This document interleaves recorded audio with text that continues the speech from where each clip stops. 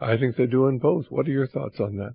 Well, I get two things to tell you on that. First of all, China has $681.9 billion in U.S. Treasuries, and Wen Jiabo said yesterday that whether China will continue to buy Treasuries and how much they'll buy depends on their own need for maintaining the value of their foreign reserve requirements and investment requirements. But aren't they also invested a lot of the other agency debt like Fannie Mae and Freddie Mac and other government debt, that is not necessarily treasury bonds, but at least other corporate entities that are affiliated with our government? Well, I have about $300 billion of that. Right. So you're talking pretty close to $1 trillion. They've been dumping that and buying treasuries to mask the problem, that exists for U.S. Needing to raise money.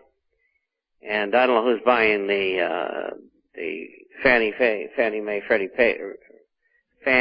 Freddie Mac paper, but I think it's the Fed. I think they're the buyers, and the money that's gleaned from those is used to buy treasuries. Now, I think it's so important that people understand what happens is the Federal Reserve just creates the money out of nothing. And what they've actually done is increase the money base. They doubled it here in the last year, which means that down the line, right now your money's worth half of what it was, a year ago. I mean, they destroyed the value. The inflation hasn't set in yet, but we're just seeing the beginning of this because, this $2 trillion deficit we're going to be running this year could very well be $3 trillion the following year and $4 and $5 trillion the next year, just like the government we installed there in Zimbabwe. Maybe that was an experiment to see how you destroy a great nation. We put that government in power. We've kept Mugabe in power. Maybe it's just simply a trial run. Well, it could be a modern-day trial run. The other thing I was going to say is that this past year, China has purchased $233 billion worth of U.S. Treasuries. That's down quite a bit from what they had purchased previously, and they have not been buyers here in the last little while. The other large buyer was the Gulf oil producers. They bought $245 billion, which is a little bit more than the Chinese, but they're a collective group of countries there. And their revenues are down from $147 a barrel to $40 a barrel. So I don't think they're going to be running out there buying any. If they do, it'll be a very small amount of treasuries. Bob, it's amazing that nobody ever asked, where is this $819 billion that Obama just appropriated? Where is the money coming from? Where is the $700 billion TARP funds coming from? In fact, if you read my November letter, we'd already put out, almost $7 billion, over $7.4 billion by the end of November, trying to rescue the economic system. Where did that $7 trillion come from? Nobody's ever asking, does the money grow on trees? Does it come out of a printing press? Is it miraculously come down from the skies?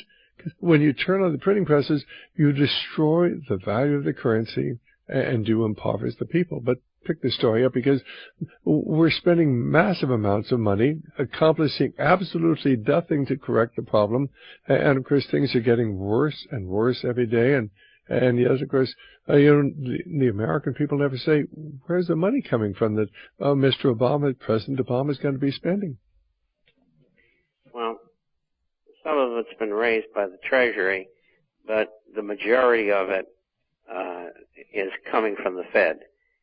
And it's been my suspicion that they've already been, essentially breaking the law.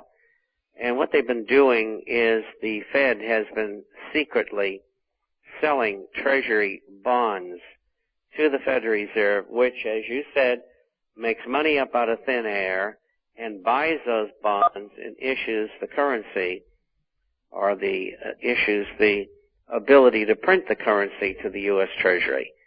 And I expect that the 1.3 to $2 trillion shortfall fiscally will be filled out that way this year between now and September the 30th. I expect that funding in between, because as I just pointed out, China really doesn't want to buy any more paper, and at the same time, the Gulf states are not in a position to do so. So we're going to see more monetization there. And how much? Altogether, probably $2.5 to $3 trillion. And if you add it to all the other things that they're doing, I figured it all out. My last figure was 12 to 13 trillion in total for this fiscal year, with all of the things that they're doing. You know, Citicorp and AIG. I think Bank of America just asked for another $100 billion. You know, Who did? Bank of America wants another $100 billion. Right, and they're bankrupt, no question. Right. All the major banks are under, as is all major brokerage firms. Well, how about most of the insurance companies are on the verge of bankruptcy. And it's all because of the derivative market, if nothing else. Well, I understand the 3 banks went down last Friday after the market closed, of course. Well, I expect continued problems. It's not going to get better. It's going to get worse. And I've told people who have insurance policies that are more than 50% funded, and those who have annuities, to get out of them because they may never collect anything. And I've told people with CDs and banks to get rid of them. Where do they go with the money? They go to gold and silver related assets. If they don't want all their money there, they can buy Swiss franc government bonds, Swiss treasuries. And that's it. I don't have any other recommendations. Well, I think the tragedy is that most people do not understand what happens when a nation sets out to debauch its currency and to destroy the fundamentals of its economics, because we have people who have a different agenda. They want to transfer power to China and to Russia, and they want to transfer our manufacturing to Brazil and to Mexico. But they can't tell the American people that. They've been doing it. They've already sent over half of our manufacturing overseas. It has been done intentionally, and we've sent phenomenal amounts of money overseas. We are sending phenomenal amounts of money out in the form of foreign aid. When we're having to borrow money every day to pay our bills, how can you be providing foreign aid for other countries when, of course, you have to borrow money to pay your bills? That doesn't make any sense. Maybe Joseph Stiglitz is. Maybe they're just all mad up there. Maybe this is organized insanity, or maybe it's something far more sinister. Well, it's something far more sinister. The easy way is to dismiss it as insanity. Paul Craig Roberts has done that, but he knows what's going on. And I've described it that way too, but it's really a lot more than that. I really think it's far more diabolical. Well, if you're out the listening audience and you have a question or comment for Bob Chapman, is with us every week at this time. Our telephone number is 1-888-24-LIBERTY. 1-888-24-LIBERTY or 464-8295. And I know, Bob, I'd love to hear from you if you have any question or comment.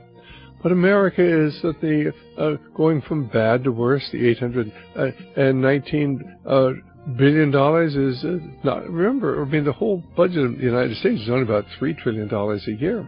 And we already came up with almost $10 trillion last year, and it didn't do any good. It's not going to. Go right ahead, Bob. I think that the war that's going on between the two parties, and the war, we'll call it a non-combative war, between the Democrats and Republicans is all political folderol. The Democrats have enough to pass the stimulus package. They just want the Republicans to go along with them, and so that if it doesn't work, they can share the blame. And that's what that's all about.